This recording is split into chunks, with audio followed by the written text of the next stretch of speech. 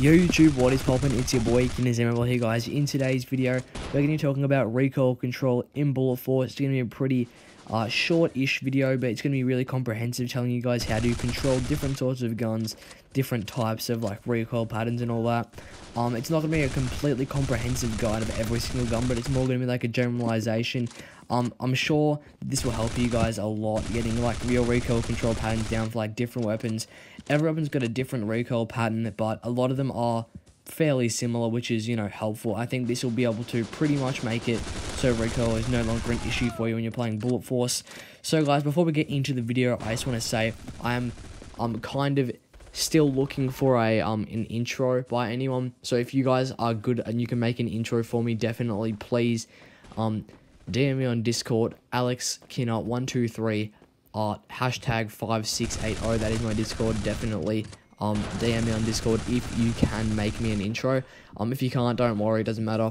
But anyway, guys, without further ado, let's just get straight into these recoil patterns. So I just want to break the recoil patterns down into 3 different categories. So we've got light, medium, and heavy. So guys, medium is going to be most guns in the game, and heavy and light are going to be a small select few guns which have got a specialty. So the guns that are in the low recoil would be guns like the MPX, the MP40, the Badger, guns that are specifically low recoil weapons.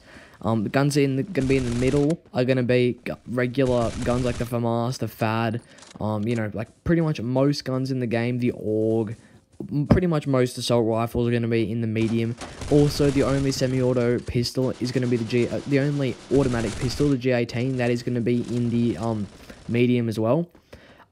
Just on the side note, guys, the pistols don't actually have, like the semi-auto guns don't actually have recoil. They've got this thing called the recenter speed, which means the amount of time it takes the crosshair to go back to where you're aiming, which I'm pretty sure it's the same for all pistols. And the MK11's got a little bit more, a little bit higher of a recenter speed, and so does the Barrett. But I'm not going to be talking about the bolt action sniper because that's a completely different story. But let's get onto the heavy recoil, which would be guns like the AK-47, the AK-12, and yeah. Also, guys, before we go into like the actually like how to control the recoil, I want to just say certain things on a gun can help you control the recoil. Like a muzzle brake will help you up close, but at a far it'll make it way harder. Basically, what that means is, guys, when you're up close with a muzzle brake, so say like the FAMAS, it can become an absolute laser beam at close, but at far, you'll be struggling to hit a single bullet. But there's not too many guns that don't allow this, so if you decide that you want to really specialize at close range, the muzzle brake's a really good attachment.